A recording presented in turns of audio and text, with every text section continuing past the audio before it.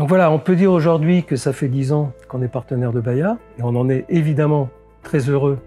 et très fiers. Alors au départ, parce qu'ils avaient décidé de rapatrier en interne la production qui, pour la plupart, était externalisée jusque-là, donc le besoin était de monter et d'automatiser des flux de production liés essentiellement au print. D'accord ? C'est en fait automatiser autant que faire se peut, je dirais, le flux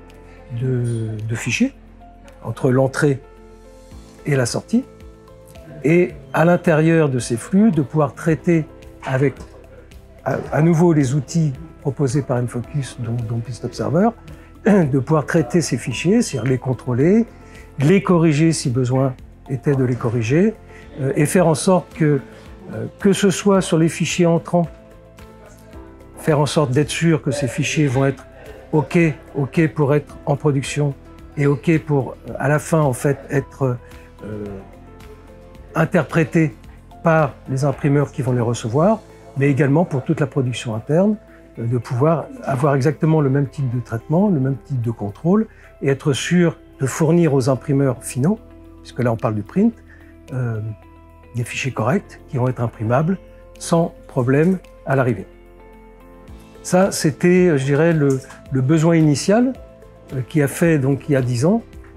qu'on a mis en place ces outils, Switch,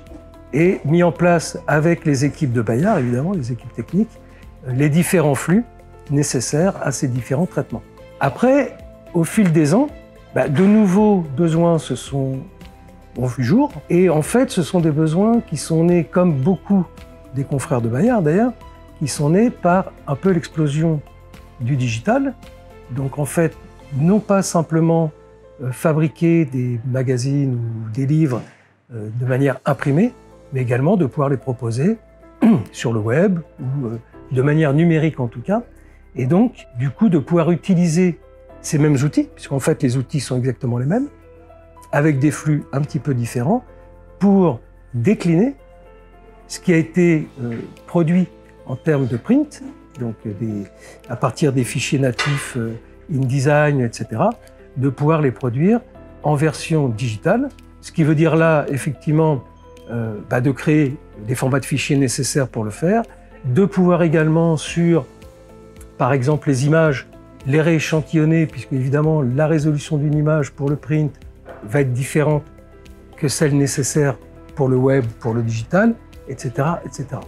Donc au fil des années, en fait, on a été amené, encore une fois, pas tout seul, avec bien sûr les équipes de Bayard qui ont travaillé là-dessus, à mettre en place de nouveaux flux qui permettent d'une part de continuer évidemment à produire de manière correcte tout ce qui est print, mais également de décliner ces versions digitales, de pouvoir également les télécharger sur les différentes plateformes nécessaires à ce que le client final puisse aller chercher ces versions digitales, etc., etc. Donc c'est vraiment ce qui a été réalisé au cours de ces 10 années. Donc c'est-à-dire que d'un objectif initial qui a permis une mise en place assez rapide de ces outils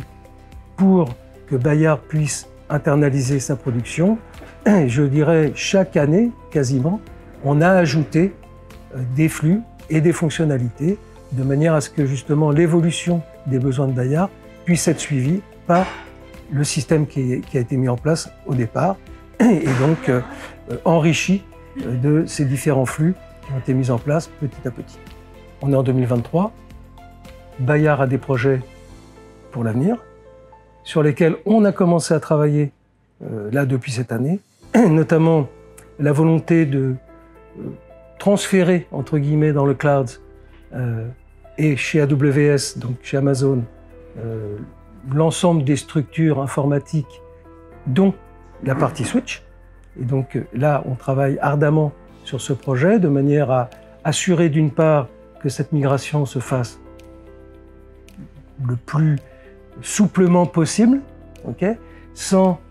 au niveau des utilisateurs finaux, perturber quoi que ce soit de la manière de travailler. Et donc c'est là-dessus que l'on travaille notamment avec Thomas Lombroso sur